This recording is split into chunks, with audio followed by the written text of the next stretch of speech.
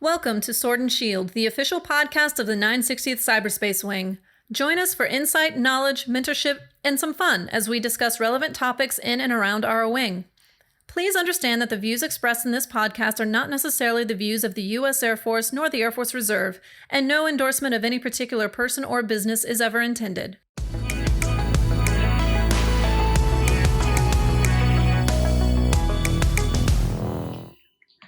All right, Gladiators, welcome to another episode of the Sword and Shield. I'm Chief Master Sergeant Chris Howard. I am the 960th COG Superintendent, and today with me I have Francis Martinez. I'm the new Director of Psychological Health for the 960th. So I'm happy to be here today. Awesome. Well, welcome, ma'am. I appreciate you coming on board. We look forward to working with you. And to be honest with you, the Director of Health is a new position. Can you tell us a little bit about what that position is by chance?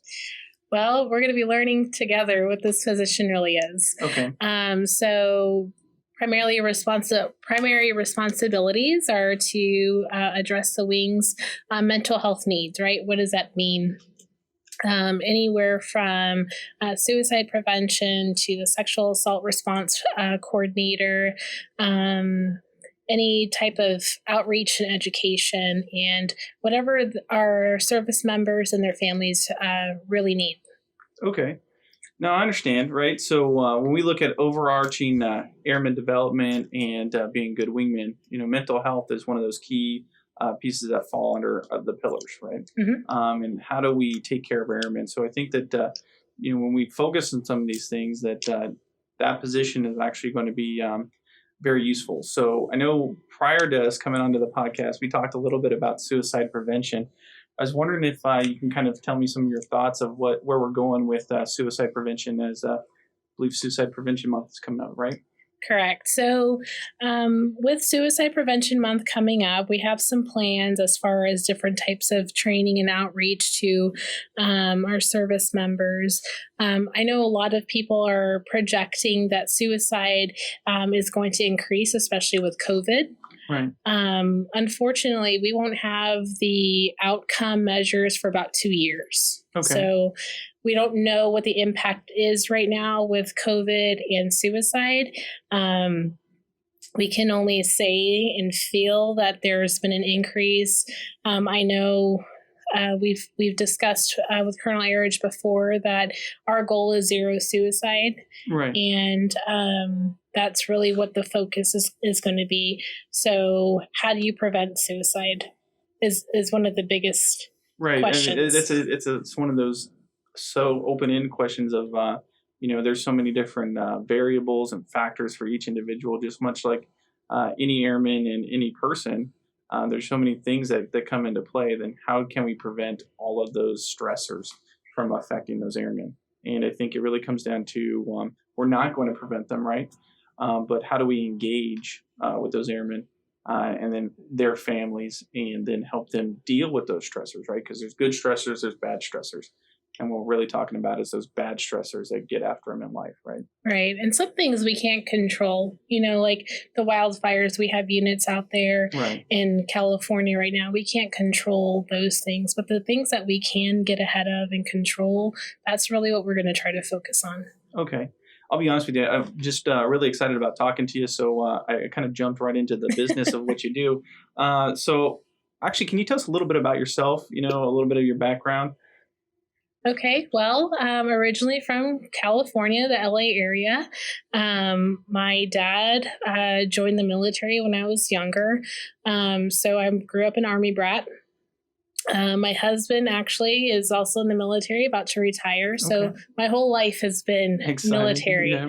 So for me, I can say I understand, because I truly do understand, right? I understand what people are really going through in their life stressors. I've been through multiple deployments with my husband. My dad's been deployed, multiple times. Okay.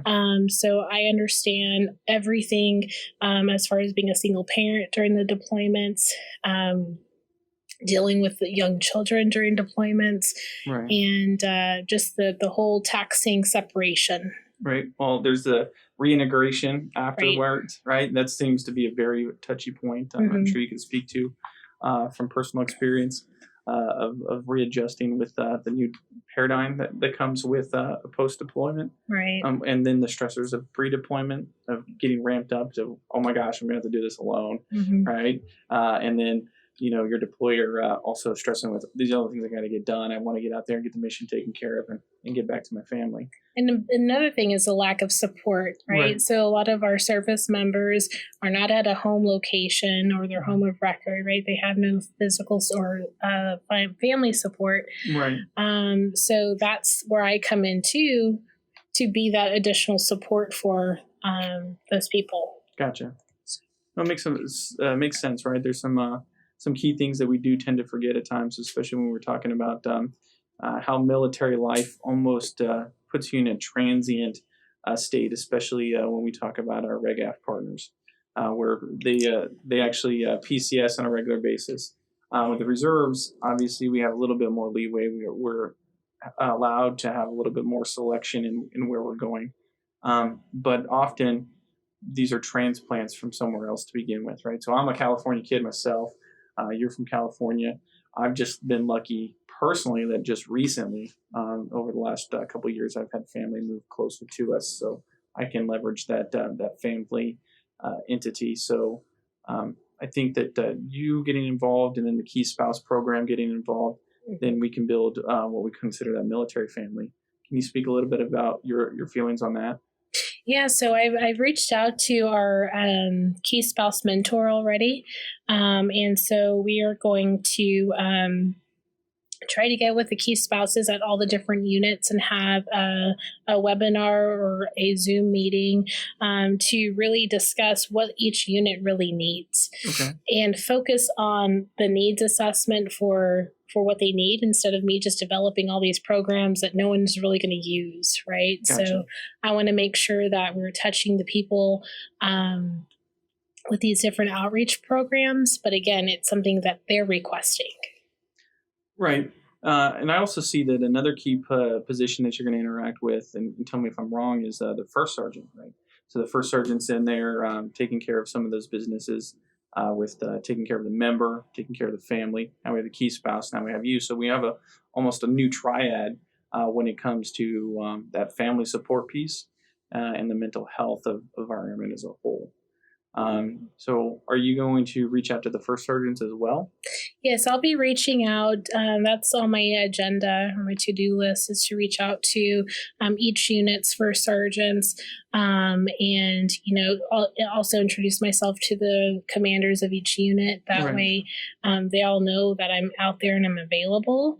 But those are my plans in the coming months, to schedule those types of meetings via Zoom or just conference calls. Right. No, fully agree. And that's one of the reasons why we wanted to really get you in on the podcast here on the Sword and Shield, right? Is kind of an introductory of, hey, this is who Francis is, right? This is, what I do. And here's some of the things that I'm looking at doing, so that we can start making those first connections, so that we can build that triad, so that we're building up our airmen and getting after some of those stressors that we talked about, right? So we talked about deployments a little bit. We talked a little bit about suicide prevention. Is there any other big subjects we're looking at maybe trying to tackle in these first few months?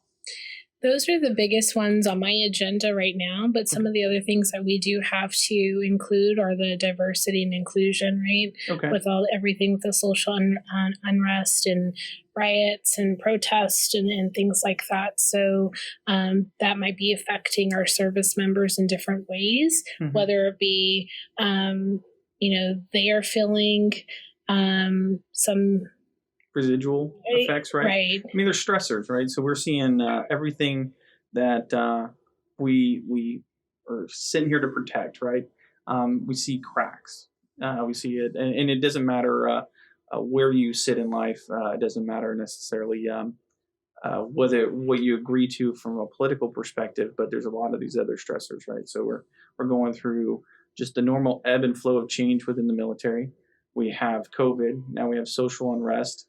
And all of that starts eating at you, whether you think that this is right or that one's wrong. All those stressors come into play, and that's where you come in, right, and help us kind of identify what we can do as a organization to start preventing some of the stressors, or helping us deal with some of those stressors. Right. And then that's my biggest thing is to really teach people coping skills, right? I'm a therapist at heart. I do psychotherapy as well. But my biggest thing and what I like to tell people is that I want to make you your own therapist. I want to give you all the tools and fill up your toolbox. That way you can really do what you need to do without me. Right. So that's, that's the real goal, is to help you cope with all the life stressors without it being a negative coping stressor like suicide. Right. Or alcoholism or other types of behavior that's not conducive with health or necessarily service, right? There sometimes, this is just me speaking for myself, there tends to be a feeling of negativity towards when we use the word therapist, but I want to argue the fact that that's not true, right? There's a lot of help when it comes to different types of therapies, whether it's talk therapy or otherwise, right? Right. So mental health in itself, right, has a negative stigma. Right. I'm scared as a service member to go to the mental health clinic because I don't want to be diagnosed with depression, bipolar. Right. You can go in a room and ask 100 people, raise your hand if you have diabetes. A lot of people will raise their hand. Right. You can say, raise your hand if you have, hypertension. You're going to have people raise their hand. Right. You're going to ask someone, raise your hand if you've been diagnosed bipolar. How many people do you think are going to actually raise their hand to that? Right. So, just kind of to be a sharer, I've actually had to talk to a therapist a couple of times during some stressful times in my life. I used the military family life counselors to talk through some of those issues. That's where, I'm coming from personally, is that there's some good things that can come from it, right? It doesn't necessarily mean that, oh my gosh, there's a negative context to this, right? And I think that's one of the things that I would like to personally get out there in support of you and in support of our airmen, is the fact that that negative connotation is more rumor than it is reality, right? Even with security clearances within cyber, people start to be concerned about that, when the reality is that if you're doing what you need to do to take care of yourself, then there's not going to be negative connotation, right? Now, right. So I'm the person before you go to the mental health clinic. Right. Okay. So the therapy that we'll be doing, if any, sometimes it's just, I need to vent and talk through some stuff. And it's not really therapy. Right. It's just active listening. And, sometimes you feel better after you vent a couple times. So there's no documentation of anything that we're doing. It's short, brief talk therapy. If I feel like you're needing additional support, I'm not going to be the one to provide that. Right. Okay. So that, and it's similar to the military life, family life consultants, where they do that 8-week or 8 sessions. Yeah. There's different things, right? And the importance here is really, here's our starting points, right? We have we have a first sergeant, and then now we're talking about, okay, I can do so much within this realm, right? Sure, it's going to be like, I can listen to you today, can help you work on this, and then let me get you to our mental health provider here. And then we also want to find other resources. You're going to do something similar, but you're going to, being a licensed professional, you'll be able to talk a little bit more, but it's more of to help assess the situation and find the right avenue and program for them to then get into, correct? Correct. Okay. I'd hate because otherwise I'll be knocking on your door all the time. Like, hey, knock, knock, knock, knock, right? Yeah. I need to vent about this or that, because and that's what I'm here for. Ultimately, life is a little bit crazy. Yeah. So, and it's not really just for the reservists and their families. It's for anyone that's working in the 960th, whether it be a civilian or a contractor. I'm available to everyone. Gotcha. Well, that's great, right? Sometimes we do get focused just on the uniform wearer, and the reality is that when we talk about what is the 960th Cyber Wing, it's a mix of our civilians, our uniform wearer, and then of course the support entities of our family, right? So that whole big picture, and then being able to reach out to you. What are some of the other programs that you might know of that can help our airmen out? The Family Support Center or the Airmen and Family Readiness Center. Okay. Chaplain services for those that, have that religious or faith-based background. Right. The military family life consultants are great. Military One Source. Those are going to be some great options as well. Awesome. Going back to the suicide prevention and dealing with the stressors, are there any things that you can see that might, just for a general listener, as we've talked about all these different stressors, right? Uh-huh. That some exercises or anything that they could do right now to help them decompress when we're dealing with all these other things outside? So self-care is always the biggest thing, right? A lot of people take on more than what they can really handle. I mean, I've done that. I know a lot of people generally do that. So the biggest thing to do is set boundaries for yourself. Okay. Some people like to work really long hours, and they get phone calls and text nonstop. And so it's really good setting those boundaries and setting yourself up for some good family time. Okay. So if you and I were discussing this, and I told you that I'm taking phone calls and texts all day, all through the evening, how would you help me establish what some of those boundaries might be? So we're going to have to rank what's more important to you, right? Okay. Work or your family or, Well, after 20 years, I'm pretty sure that the Air Force is going to hug me at night, right? No? Not I so don't much? know. Okay. All right. So, yeah, we balance those out, right? So, yeah, we have to rank priorities within our life. What other things would we look at for those boundaries?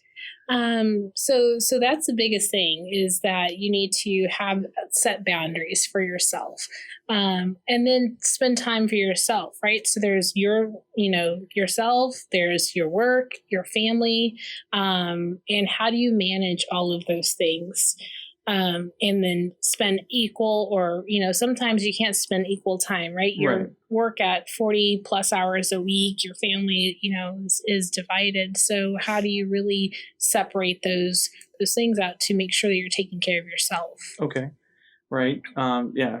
Especially when we start putting in some of those COVID pieces, right? So now I've got my family around me all day and I've got teenagers, right? And then I've got a youngin'. And then we're doing school. Everybody's fighting for internet space. I get that scrolling thing on my Netflix at night, right? So finding what those priorities are. Are there any other, so other than boundaries, what else can we do for self-care? So a lot of people like to exercise. Okay. I'm trying to get into that habit right now. I hate it. I'll be honest with you. Exercise, there's some endorphins released. I get it. But when can I find time?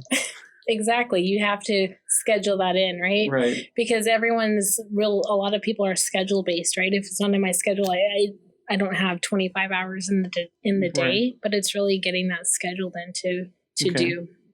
I'd like to peel back on the priorities piece a little bit more, right? Because we do tend to find that I have way more priorities than I've got time for. So do you have any tools or any words of advice on how to realistically look at what is a priority and what is not a priority?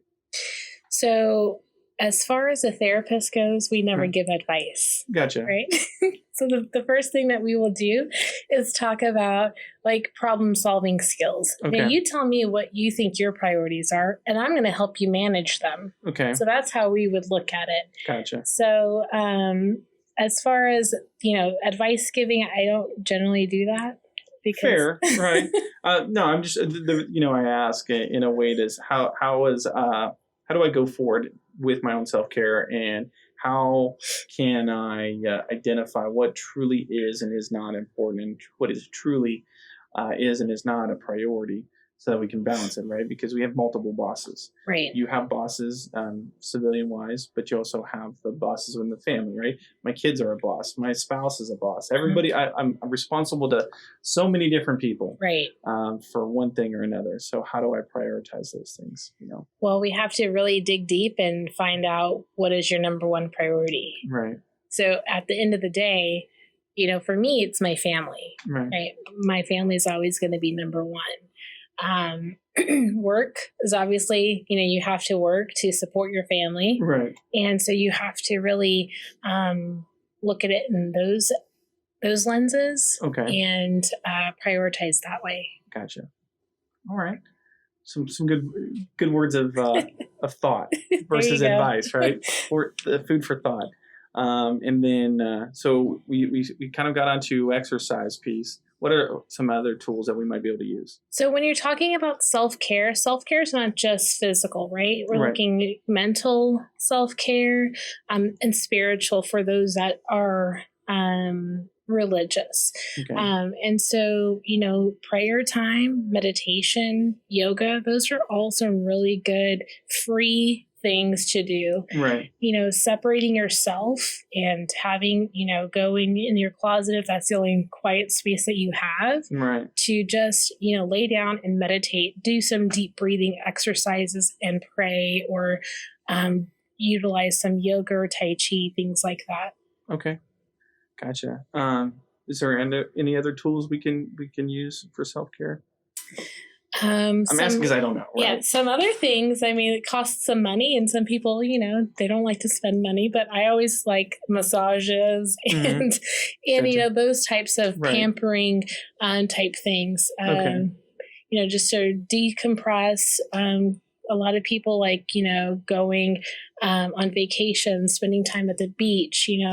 Fishing, hunting, exactly. swimming, just different things, right? Okay. Whatever you find enjoyment in. Gotcha. Hiking, biking. Mm-hmm. All right. Just throwing some ideas out there, right? Because I don't know what else is out there. Just spitballing here. Painting, yeah. eating, right. Cooking can be, right? Until the cleanup phase, then that just goes all kind of crazy. I'll cook, and then my wife walks into the kitchen. Is like, "What did you do? Why did you do this to my kitchen? It was clean, it was pretty, and you've messed it up." So now I got. That's why you have kids. I blame it on the kids. Well, it was them. They came in here. Next thing you know, you wanted waffles and chicken nuggets, and I got a teenage boy that eats me out of house at home. So that's a case of corn dogs for lunch right there. Wow. The state fair size, and they can eat. And then of course I got the little one that eats chicken nuggets like they're going out of style. So me too. My 3-year-old is just chicken nugget and the French fries. Gotcha. Awesome. No, I appreciate you taking the time to talk to us today. I know we barely scratched the surface on any of these things, but I look forward to working with you from a leadership perspective and helping our airmen find some of these programs. Is there any other things that you might want to put out there as this introductory piece? And I know we're going to talk to you many more times. Yeah, well, I actually received some of the Happy or Not feedback. Okay. And so I'm going to start addressing some of those concerns that everyone has. Biggest one last time was COVID related and Right. feeling safe. So we're going to talk about some education pieces in the future. Okay. But I will be utilizing that tool to really gauge and get some information and some feedback what our people really need. Okay.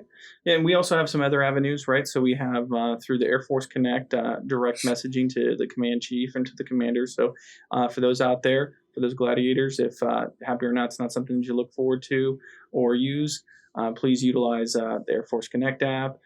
Please utilize your email or direct through your unit if Happy or Not's not working, so that we can get this information funneled and you can actually start, breaking that down and really getting after the problems that we're seeing as gladiators, right? Right.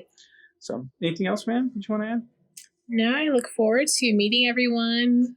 Hopefully in person someday. Right. When travel is more appropriate. Reaching out to the different units and hopefully, going there in person and meeting people.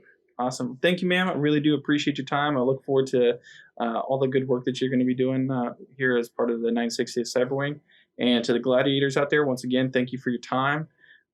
Thank you for your service. Thank you for your dedication to America, to your fellow citizens, and to the mission here at the 960th. So with that, I wish you well and a good day.